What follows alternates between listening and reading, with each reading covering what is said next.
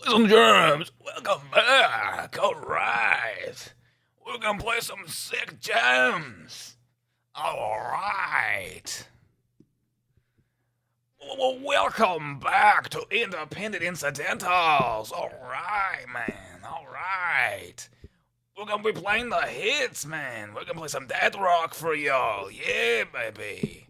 All right. We're gonna play only Mastodon. We're only gonna play Mastodon. Streetlight Manifesto. System of a Down. I can't hold the bit. I love pretending that I'm a 90s Italian disco artist in the 90s, and I just live there now. I was changed by it. That's actually a concept I had for one of my D&D encounters. I'm like, what if like a beholder, like a gigantic eye creature with a bunch of tiny eye stalks that protrude from its head, found a speaker from the real world. It accidentally changed him into like a disco creature that forces people to disco for the rest of their life.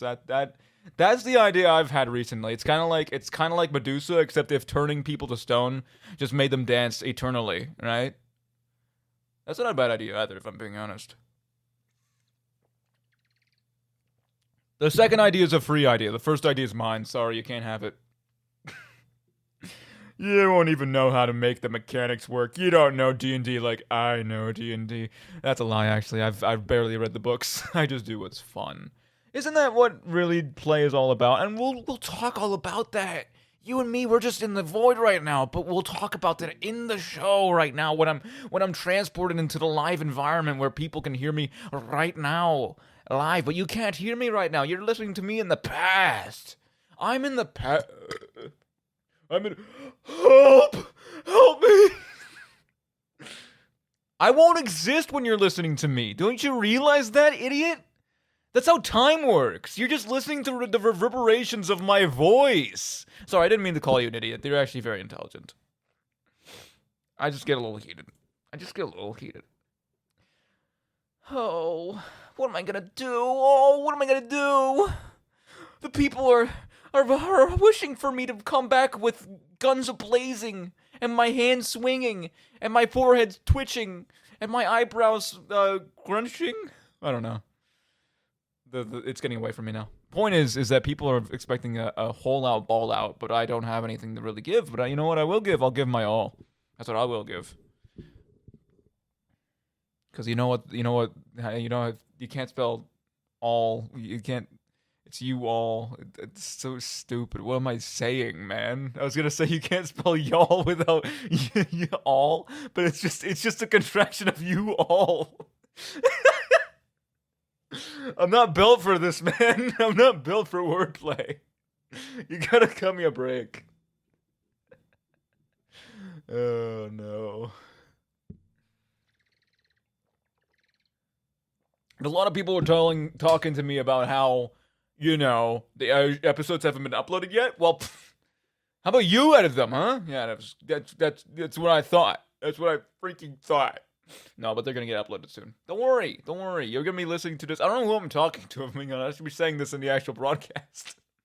But besides the point, look, I'm just saying that you'll get your food. You'll get your food. You're listening to it right now. You're getting your food. You've gotten your food. You're eating your food. You're loving your food. All right. This is your food now. You eat your food now. I was thinking also of just giving random people business cards on the street. That sounds funny. I just imagine like me in like a top hat with snazzy, dazzling clothes and just giving people business cards of Radio Laurier's Independent Incidentals. Hey, you see, you want to join? You want to listen to the show? Well, right here, Buster. You can listen. You can just scan the QR right here. Have it right now. You can scan it and you can listen to the show. Anyway, that's just a food for thought. I'm gonna do the show now, so if you don't mind. Yeah, that's what I thought.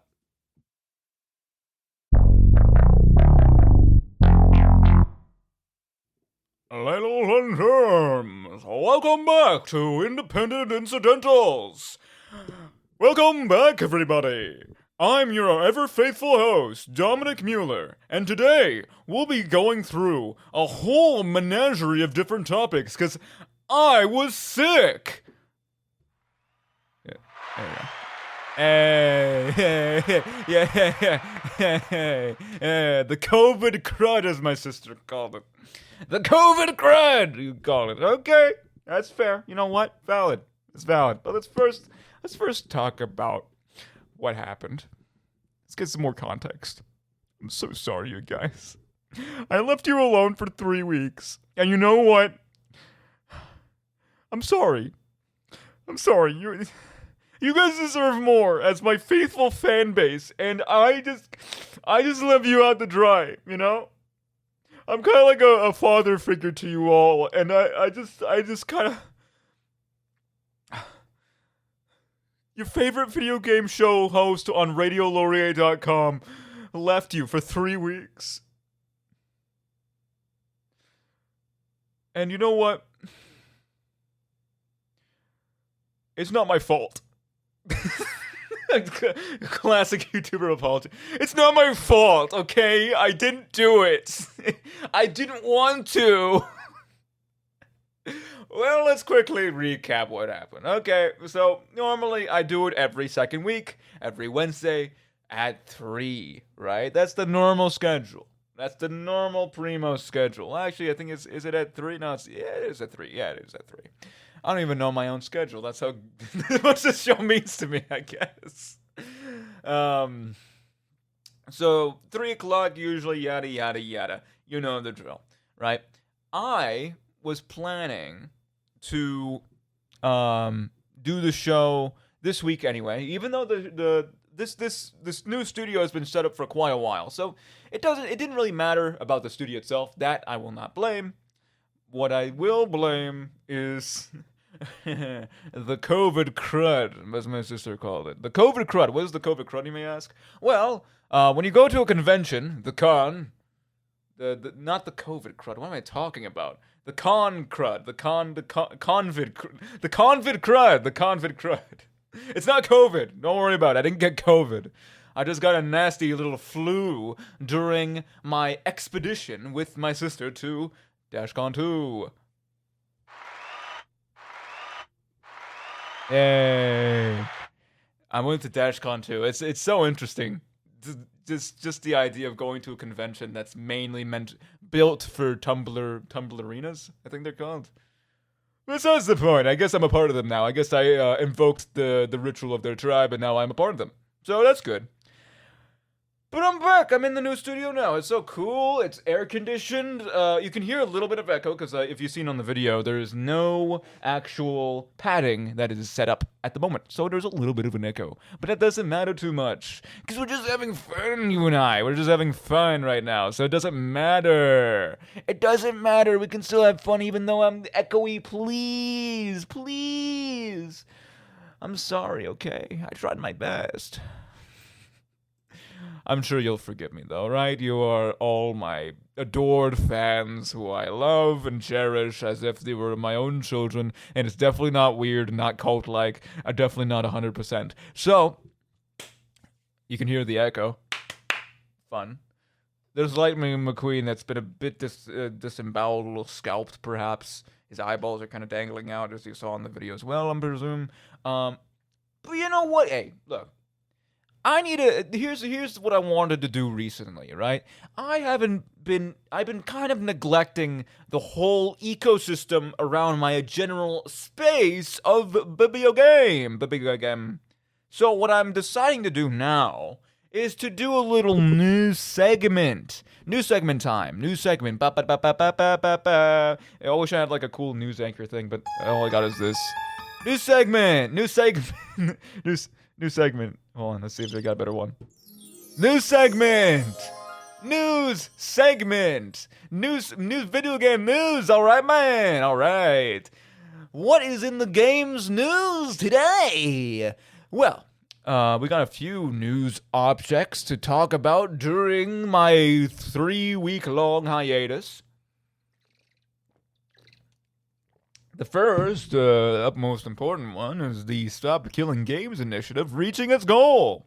If you don't know what it is, essentially the idea is that a person who was in the games industry in the UK had enough about all these game companies trying to take away our damn games. And that's kind of the very, very, very, very, very simplistic rendition of this kind of I guess petition you would call it. Yes, it would be a petition. Because it needed 1 million signatures across a bunch of different countries in the EU amongst a bunch of different small quotients that it needed to meet within each different country, right? So the UK had to get like 100,000 or something, and a few other countries had to also push in a certain amount, right? An amount of signatures that are valid and are able to be counted, right? The whole purpose is to make sure to give a little bit more context. The whole purpose of this initiative is to ensure that video games become preserved. The preservation of a video game is preserved when you buy it. Because if you don't know, the video games that you buy online through certain places like Steam, Ubisoft, etc., can be taken away from you. Since we're not even dissing the live service model, that's a whole different other discussion. That is not as bad as what we're talking about right now. The point of this is that if, say, the servers go down, or if anything happens to the internals of the game dies. The game dies, and there's no way to actually play it anymore, right? People want to play the game that they bought. And if they can't buy the game after 5 years' time, after all of the infrastructure around the game, like the servers or the actual, like, I guess, player base dissolves, right? There has the basic idea is that they would have to install, these companies that make these games would have to install a kind of model or a plan to ensure that these games can be playable when they have gone down, when they've gone under, when they have no longer been able to support the game, right? Of course, we got a lot of different backlash in a lot of different areas regarding this thing, which I won't necessarily go too deep into. I'm just giving you the surface level, because I obviously had a lot of things prepared, but I don't necessarily have an opinion about it just yet. I want to do a bit more research about it. So that's the basic brass tacks.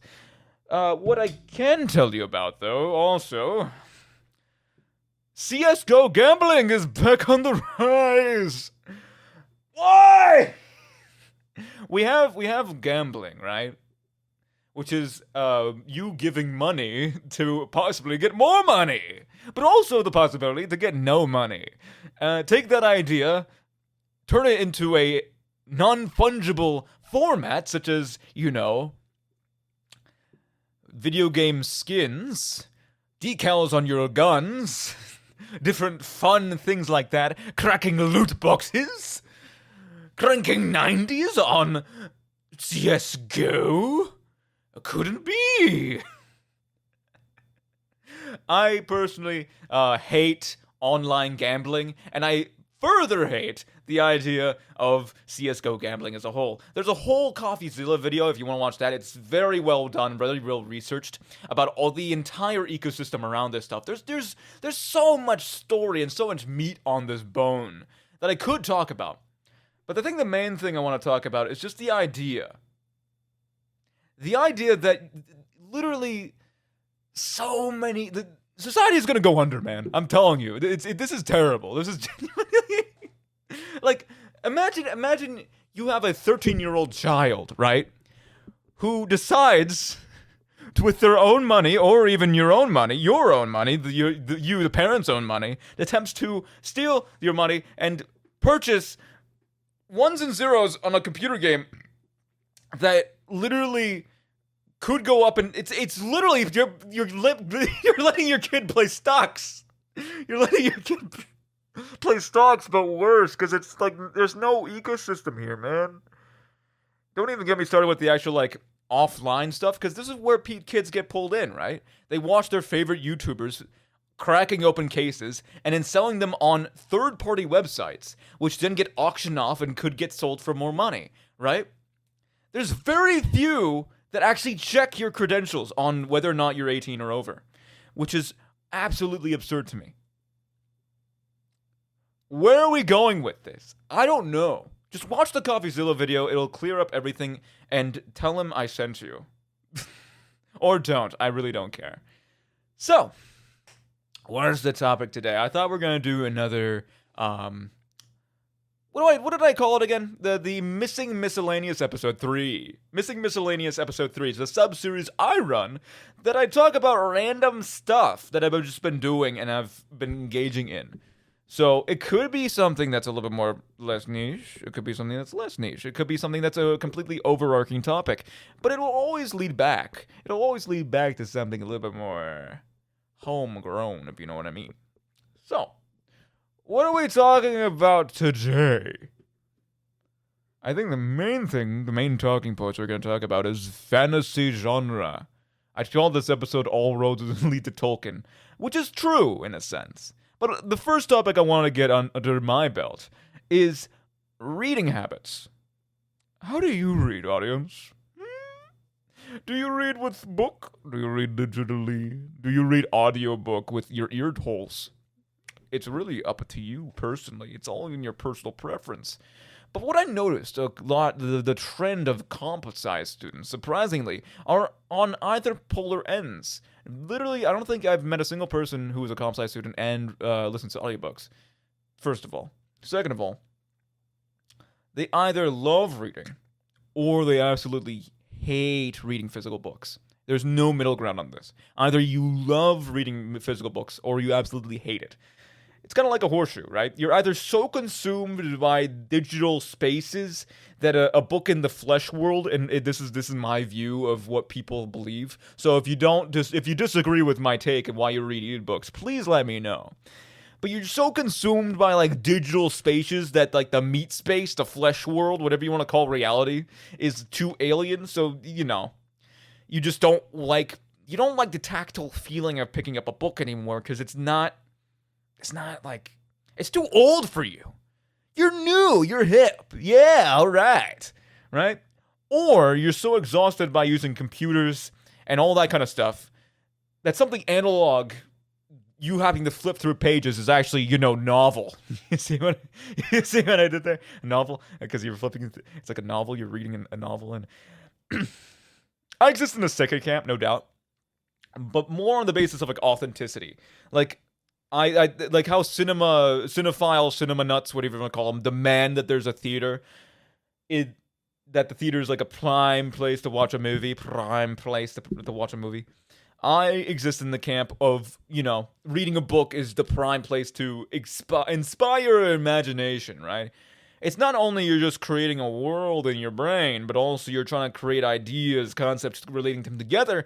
And it's just a fun little challenge, like in this kind of weird cyberspace we've created where everything is economized and efficientized? Is that a word? Optimized. Thank you. Everything's optimized, everything is efficient, everything, is given to you like a sweet trickle off a tree, you snap at your robot butler, Garçon! Give me more essays, please! Give me more! No, not like that. I want you to talk like a pirate when you say it.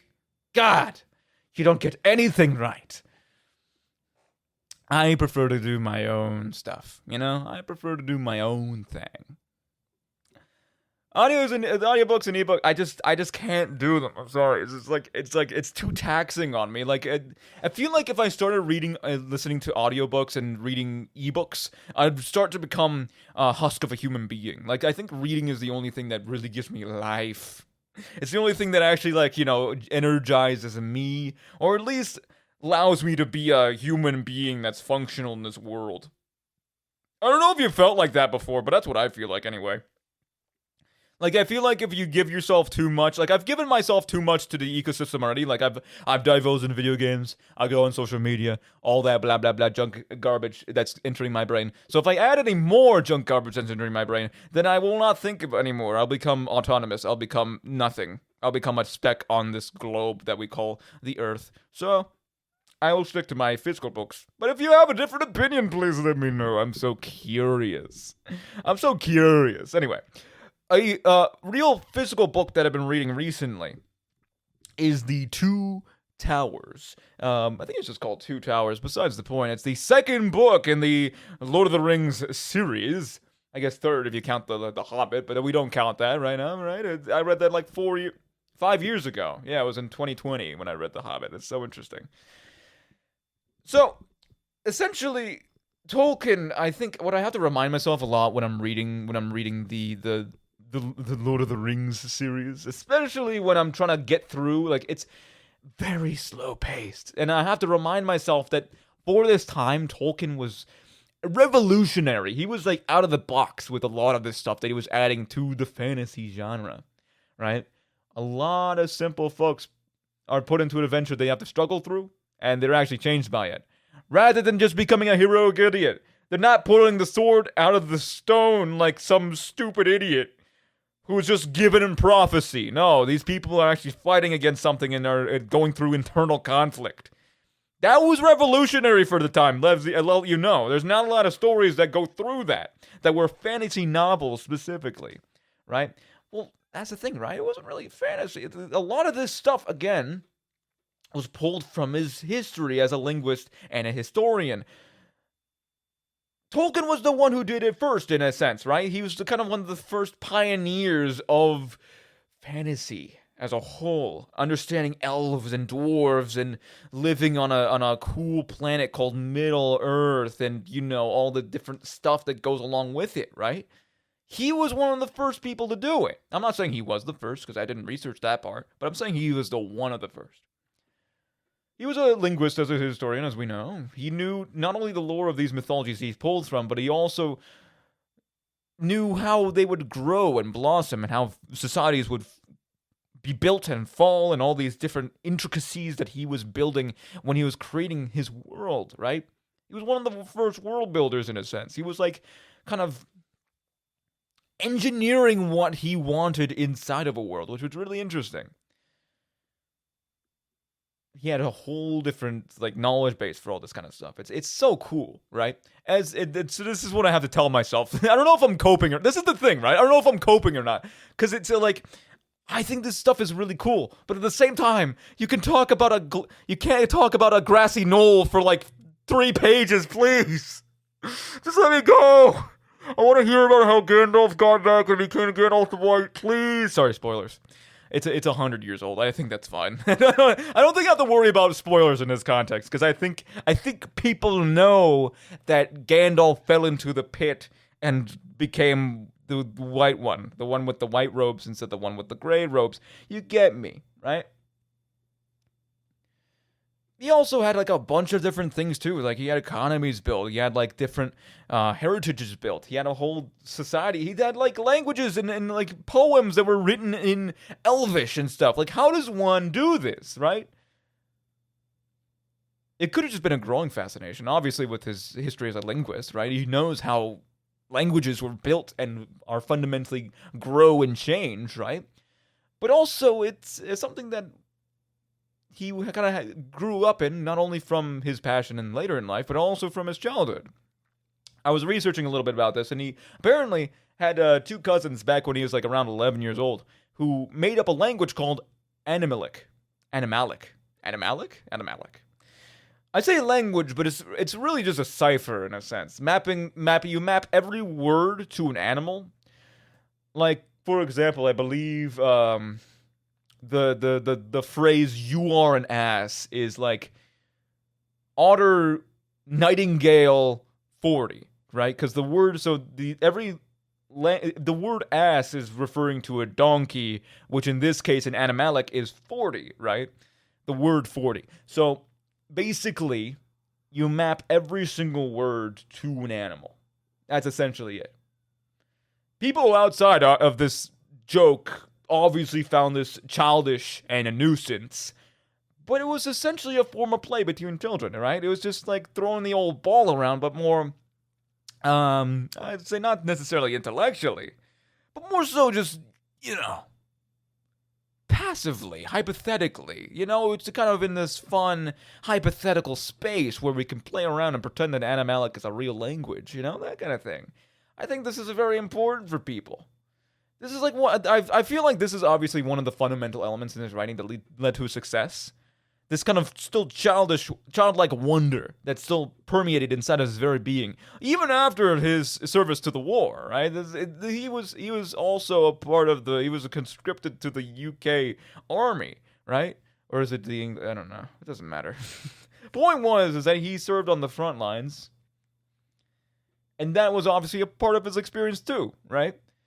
Theory and learning about history is one thing, right? Learning about how languages develop and grow is one thing, but placing Frodo inside of a hellscape battlefield in Mordor is probably all stemming from his service back in the army, like going out without food for days and stuff like that, and trying to distract yourself, and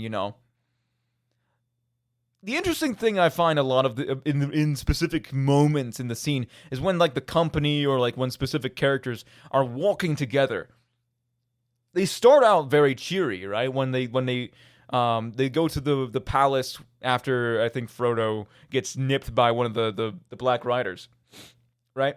After they leave, they're like so cheery and they have like songs and they're doing skipping and the frolic tulips and all that kind of fun jazz. But later, like a couple weeks later, they start to just stop talking. I find that so interesting. It's like almost like you just get tired of people, And I think a lot of this world building is not only just through just telling you about the history, but it's also through just seeing how Legolas and Gimli, just like, is that his name? I'm gonna call him Gimli, I don't care. How Legolas and Gimli start off as like bitter rivals, but then slowly become friends, even though there's a whole history of elves hating dwarves, right? That kind of thing. Obviously, there's more problematic things that I learned a lot during... there's a lot more problematic things, I will admit. There's a lot more problematic things regarding, how orcs are portrayed and all that kind of stuff. But, like, I think for the time, I think it's pretty well diversified, personally. I could be wrong. Again, let me know. I could be completely wrong on this factoid, but you know what? That's where the discourse comes in. If you want to challenge me, you can challenge me in the comments below.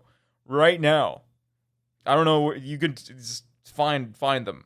Find them, I don't know. They're not on the website, I know that much. Or are they? Hold on. Wait. Or are they?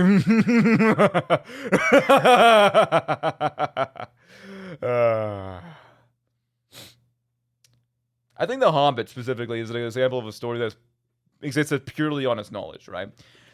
Because I think, as the Wikipedia article said that I read this from, the Hobbit was mainly designed to entertain his children, rather than becoming a whole cohesive narrative and a whole cohesive world. So obviously, you have characters, you have some cool times, you have some bad times, but we don't really go too deep into actual warfare. We don't go too deep in the suffering that the company has to go through in order to destroy the ring.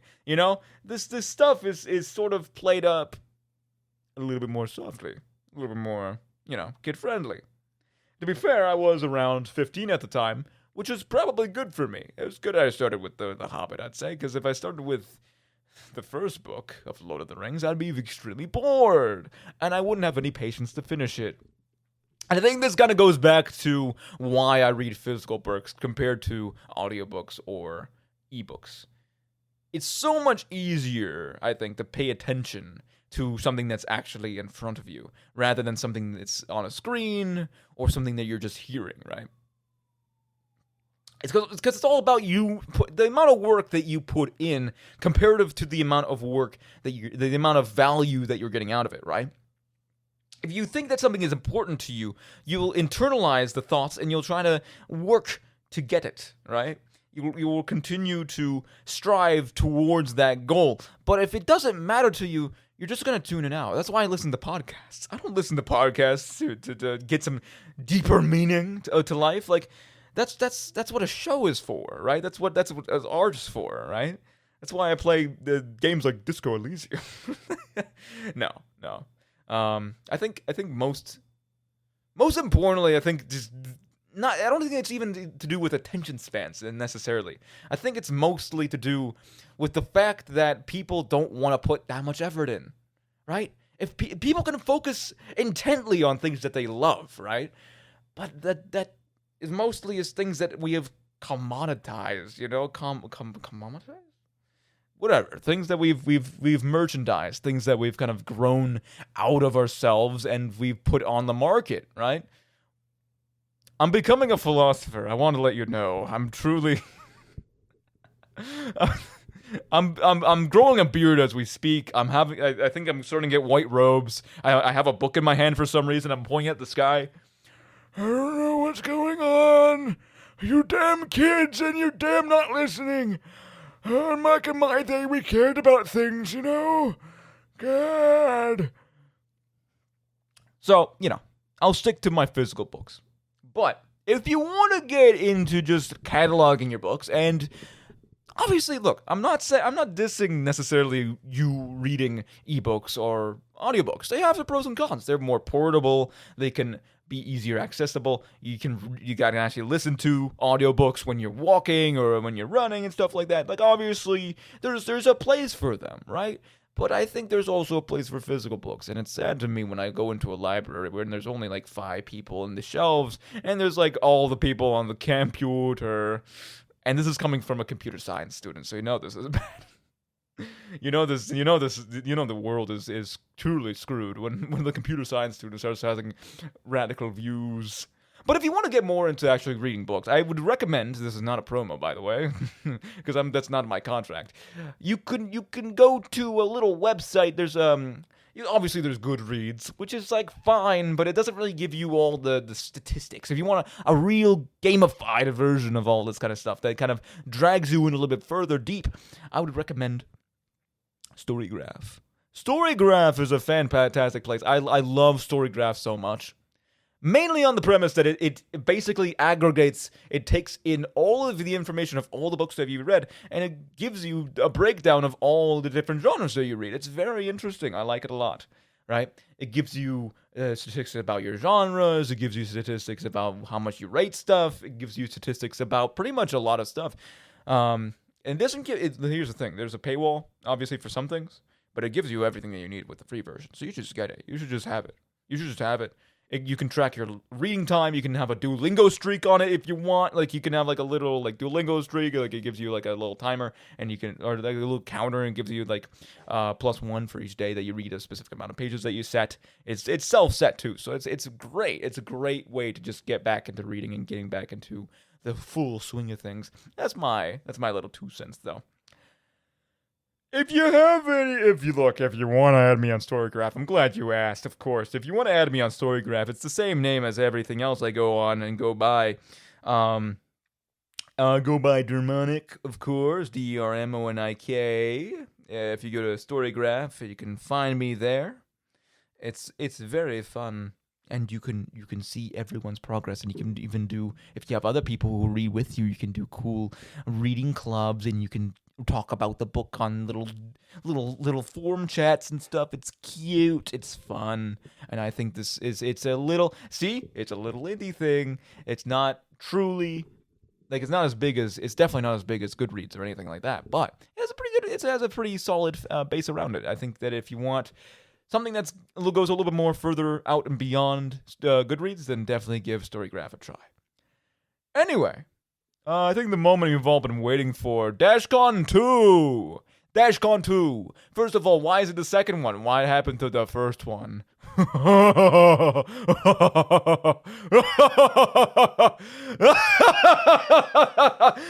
want to know. You don't want to know. I mean, if you want to know, I can tell you, but if you don't want to know, you don't want to know. Okay, you want to know? Okay, fine.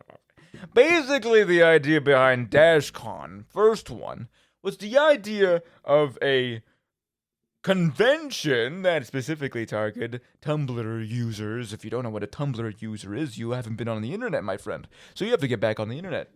Tumblr is, or / was, depending on your view of how Tumblr is looking nowadays in its ecosystem, is essentially a very, very, very, I'd say it's a more cohesive form of Reddit.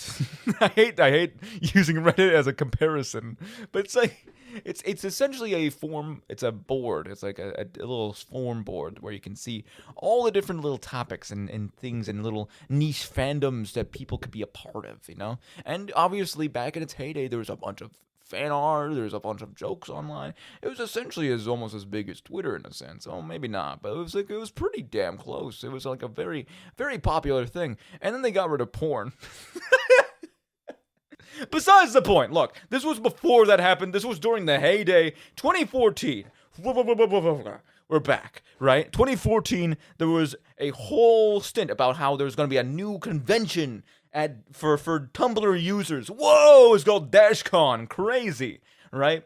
I think it was going to be a 2-day event. I'm pretty sure it was a 2-day event. Whatever. They had a whole bunch of, they had like steampunk giraffe. They had Welcome to Night Vale. All these different like, kind of the queercore, kind of like interesting niche stuff that was going on in different fandoms and stuff like that. It was sick. It was gonna be sick.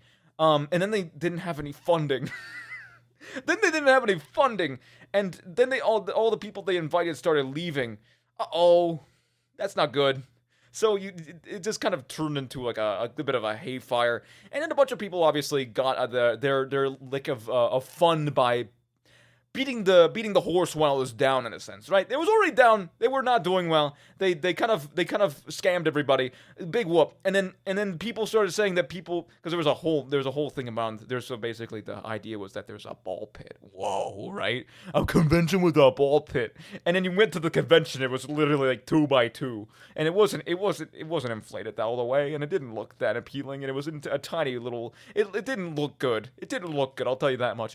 People started saying that people were pissing in the ball pit, you know, like stuff happens. you just piss in a ball pit. It didn't happen, by the way. I'm 99% confident it didn't. No one did that. So, you know, that was that, right? It went down in infamy. Everyone thought that it was pretty much done, and now it's kind of like the first nail in the coffin for Tumblr.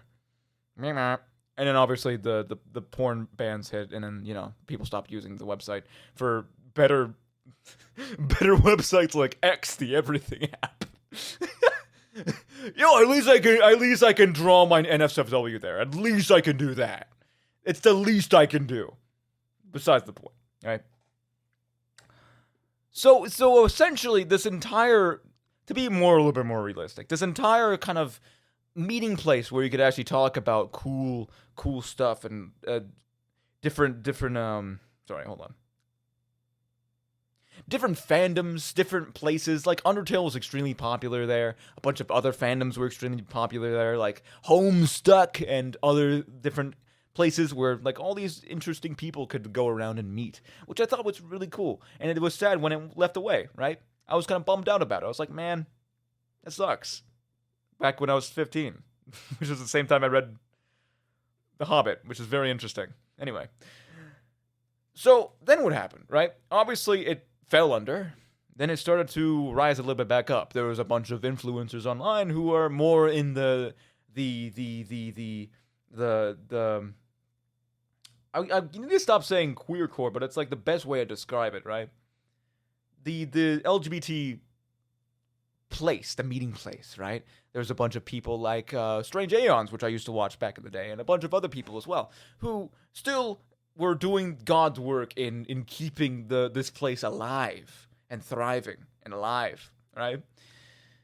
So eventually it comes to a head in, I think, 2024, when my sister says to me, hey, I want to get tickets to this thing called Dashcon 2. And I'm like, what? Dashcon 2? They made a second one? And it was in Toronto too. And I was like, what? What? And I was flabbergasted. And I was like, huh, that's interesting. I was like, you know what? Yeah, I'm interested in this. I want to see. And also I had a little bit of a favor open for her to go to whatever she wanted to, because she went to the King Gizzard and the Lizard Wizard concert with me. So it kind of worked out in the end. It just wrapped up together in the end. You know what I'm saying? So we went to Canada, which we were already in, by the way. And we went to Toronto. I think it was the Japanese Arts and Culture Center, which was a very nice place, a very nice venue.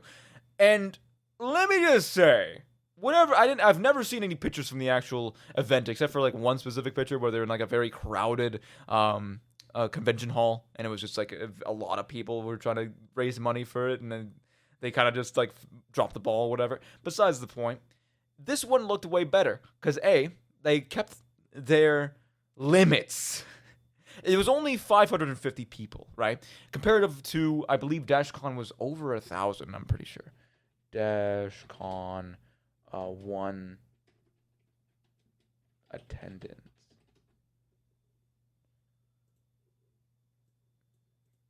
From 300 to 1,000 people. That's a big range. That's a really big range. The attendance was expected to be 3,000 people, according to this Reddit post, so please keep that in mind. They expected it to be around 1,000 to 3,000 people, but it was only 350 people, so completely under attended in this first instance.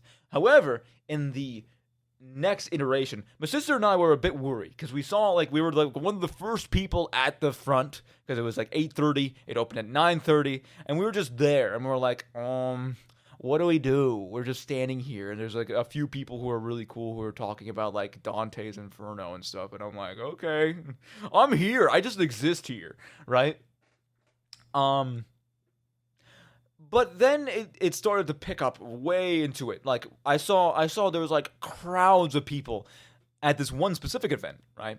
There was Strange Aeons, which was one of the influencers in question, and there's a Tumblr user who by the name of I think Croker, something to do with Kermit and the Joker and something. I was like, son, you can't tell me what to do. Besides the point, it was hyped up. There was a whole merch line dedicated to this battle that was going to take place at 2:30, right? And we were like amped up for it. I was like, damn, I'm going to get a cool sticker that has Strange Aeons on it. I'm going to root for my team. Great. It was a fantastic opening, actually, because it was like a full crowd of people. Let me give you the quick rundown. Imagine an entire full crowd of people in a very solid sized room with a gigantic inflatable battle pit inside of it, right? It was an inflatable ring that had two pillars, and it was like a fighting ring where you had like different. You had to use your cushion to push them off, right? And it was dramatized to a point where it looked like a fight ring, like it looked like Fight Club, which was really funny, right? And it was tense. I think they probably choreographed it, whatever. They were 1-1, and then Strange Aeons got the final hit, and everyone cheered and roared. It was beautiful. And then the Croaker started just singing "Am I a Man or a Muppet?" in their full costume. I was taken aback. I was like, "Damn, they got it going." I'm flabbergasted. That's crazy. I'm genuinely taken aback by this.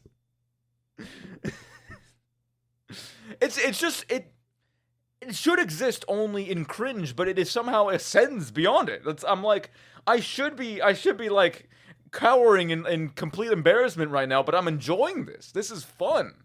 I'm shell shocked by this, right? Obviously, I didn't get my full bang for my buck because I wasn't a full Tumblr user. I haven't used Tumblr in years, probably since 2018. I was back in the day. You know how it is.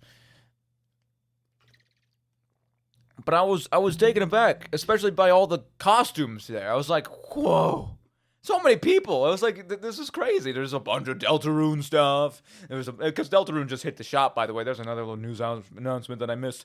Deltarune hit the shop, hit the Steam page, hit a bunch of pages on Twitch, I think. And a bunch of people dressed up like those people. I haven't played the game, so obviously no spoilers. A bunch of people. There's some people in Critical Role shirts. I was like, show, D&D show, yeah, let's go. And there's a bunch of people to tie it back to Tolkien. All worlds read the Tolkien, by the way. There's Apparently, there's this joke going around of Gandalf with big naturals. Even saying it right now, I'm imagining my mother in my room just into shaking her head right now. I it was just Gandalf with huge boobs, and I was like, yeah, you know what, yeah. That's what the Canadian spirit's about. We let the people we let them dress up as Gandalf, but also the gigantic naturals. I guess it's great. There was like at least 3 people there, and I talked to one of them. It was fantastic. But when you talk, it's so interesting too, because when you talk to these people, like you expect them to be obviously like a little preoccupied within their own niche, right?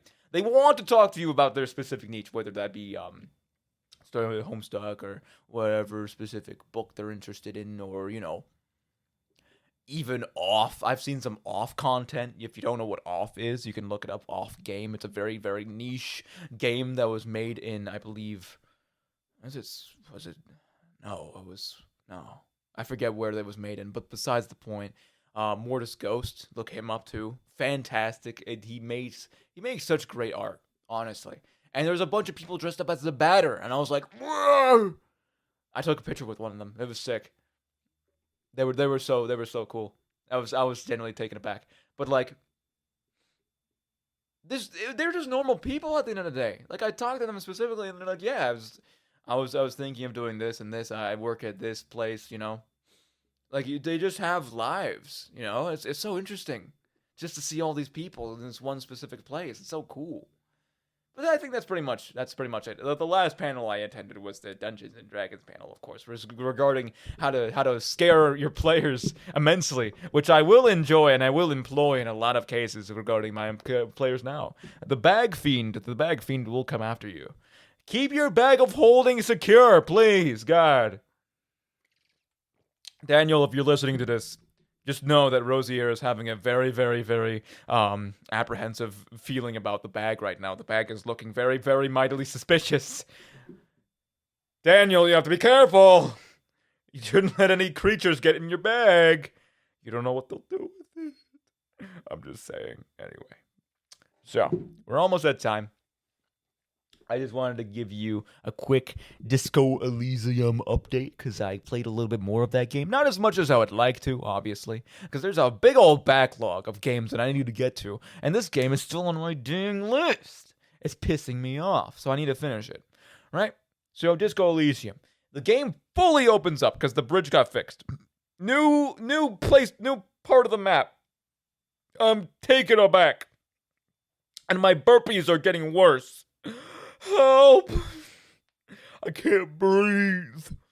You know how it is. So day 3, right? It's Wednesday. You open up. You can go to the bridge. Basically, the whole game centers around you solving the crime that's taken place and you've been neglecting for the past 3 days. Problem is you have amnesia. Uh-oh, stinky poopy. What are you gonna do about that, right? You are met by a lieutenant called Kim Kitsuragi. He tries to show you the ropes, but also tries to leave you on your own. And the whole game is kind of centered around you trying to define your place, trying to forge your identity, even though everyone will ridicule you for forging your identity. It doesn't matter what you pick. But this game, as I've mentioned before, is more centered around communism, because the game was created by a communist, which I don't mean as a slander or a slur, but it's not... I don't agree with everything the game says. I never said that. I just like the game as a whole sense of art, and I think it balances its views pretty realistically, in a sense, right? It has a full, fleshed-out world, I think, that has a lot going for it. It understands itself pretty well. That's what I mean to say. So even if the game was created, or the central idea of the game was created by a communist, you can still enjoy it for all the art, all of the side effects, and all the different writers who also worked on it as well. It wasn't just him. Is that your recap for you? I think it is. Besides the point, I just want to solve the damn case, right? So when I'm dragged along, A lot of the time, it's like, oh, cool, I found a neat little church that a bunch of people want to make into a nightclub. Oh, cool, I found a fisher later who wants to give me her home, even though she hates me and thinks I'm racist. I don't know. It's like I'm constantly trying to be dragged into a specific ideology, and yeah, obviously, like a more neoliberal, whatever. But like, I'm wanting, the main thing is to try to get the case solved, man. And I'm gonna be pissed if the case can't be solved. That's the one thing I'm fearing right now, right? What if it's just never resolved and it's just open-ended? What if? What if? That would be terrible, right? But I think the main thing I discovered through playing the game was just how in depth it was, truly. Like, there's a whole specific, like, I spent an entire hour just inside of the one church talking to the painting, the stained glass painting of the wall on the what's her name again? Whatever, like almost like prophet pope figure she existed as in like 300 years ago in like a specific era of time. And she had like her own army called the Army of Humanism, right? And it's specific, like, the intricacy of this game absolutely just astonishes me, because obviously I'm doing a more analytical build. I have more stats into intellect, so it gives me more access to skills like rhetoric and logic and drama and all these different cool things that allow you to intellectually run circles around your opponents, right? And it just gives you little hints, right? So, like, you know, like rhetoric might talk specifically about how the Army of Humanism was named that because obviously, if you want to be, if you want to look good, you want to make sure that the opposition is against in the entire cause of humanity itself, right? And it gives you these little crumbs, these little tidbits that allow you to snack on like a little goose. Like, it just feeding you breadcrumbs. It's very, very in depth. It gives you so much to work with what you want to do specifically. Like, if you don't want to take the game seriously at all, you could just do a complete strength build, which I'm planning to do next run I'm doing. And just, like, because it gives you other skills. It gives you skills like, obviously, endurance, pain threshold, stuff like that allows you to withstand pain and deal pain, right? But also just gives you drug ability. It gives you electrochemistry, it's called, which is essentially your craving for drugs. It's like, yes, speed. I'd love to do more speed. Drugs, indeed, yes. Obviously, I do not endorse drugs. I'm very, very straight edge. But it's just extremely funny to me that it just gives you this avenue to just completely take the game not seriously and divulge yourself into the incredibly more stupider regions of this world that he created, which I think is cool. I think is really cool. And it kind of also ties back to the whole fantasy thing too, because it was built out of Dungeons and Dragons, which then was built out of, guess what? Tolkien. We're back, baby. The whole TTRPG genre was built by Tolkien. Well, I guess the foundation was created by Tolkien. You understand me. So what does this lead us to, right? I think Tolkien was extremely influential in a lot of senses, but I think also that we have to know that these newer genres that are being created, urban fantasy, for example, and a bunch of other places, are being built not only through Tolkien's influence, but also through our own perception of reality. And this is where I'm going to talk about Discworld for a bit, because I love Discworld. Discworld is such a fun way of looking at it, because it doesn't just give you a fantasy world to exist in and a whole different other set of problems. No, it takes the world that we exist in and transmogrifies it into an existent world that has similar capabilities, but are explained in completely different ways that give you an entirely different outlook on these different rational views, right? And obviously, Pratchett doesn't always get it right, but he gets it right a lot of the time. And he wraps it around in a shell of very, very entertaining British comedy that takes itself not too seriously at all, which I think is fantastic. I love it a lot, right? There's so many different, it has so much color, it exists in a completely different setting, but it also has such a realistic draw to it depending on where you are, right? Obviously, if you're going to read about Samuel Vimes and his city watch, and him trying to protect the city that he hates, but also has to protect. It is his duty, and it fits so perfectly inside of his character. Or if you want to read more about the witches and how they talk about specific rhetoric and talk about how people internalize evil and stuff like that, and how fairy tales aren't always made up the way they are should be, and how dreams should be killed to pave roads for reality to settle in, and for human empathy to actually take hold inside of, right?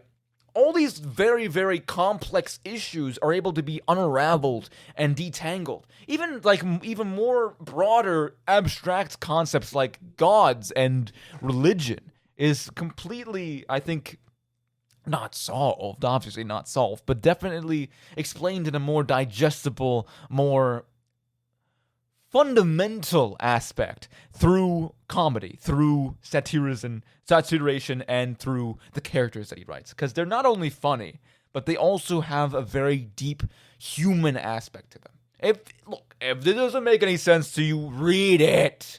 Read Small Gods, or read some of the more influential stuff. If you want to read about the internet, you can go to, what was it again? It was Going Postal. That's another good one about the internet. If you want to talk more about how the police should operate, go to all of the Guards novels, Guards, Man at Arms. More recent ones, like Thud and Snuff, are also extremely good, even though they slowly get into the part where he began to develop Alzheimer's, which was very depressing, because I always expect people to live when I discover them, right? My mom gave the book series to me when I was just a kid, and then it was 2016, 2017 when I started reading it, and it turns out he died in 2015, and I'm like, I'm completely selfish. I just wanted to get his autograph. I'm sorry. Is that so much to ask? God, they always take the good ones, man. But you know what? Hey, he has a fantastic, full 42-book library that you can divulge in. And the good part also is that they're not fully connected, but you can make connections between the books, right? Obviously, there's going to be cameos between characters, and because it's a whole cohesive world, but most of the books are standalones. You can just read them and don't have to worry about that much context. So just pick up one of the books that I have recommended, or if you just want to look up like specifically what you would be interested in, you can ask Gemini or ChatGPT or Claude if you want to.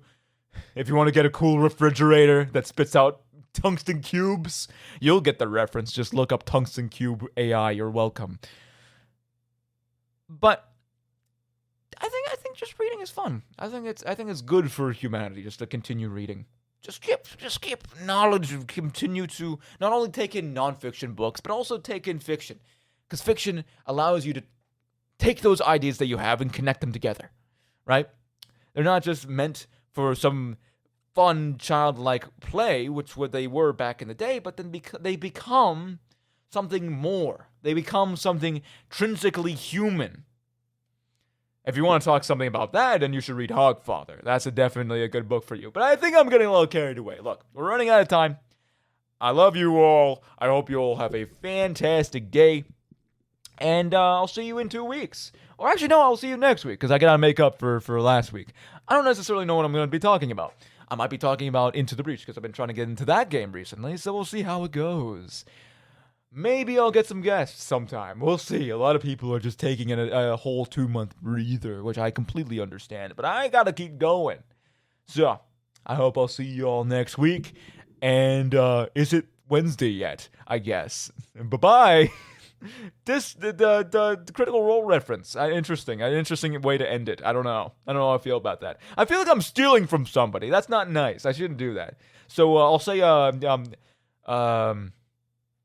I hope I'll see you on the flip side. Take care, everybody.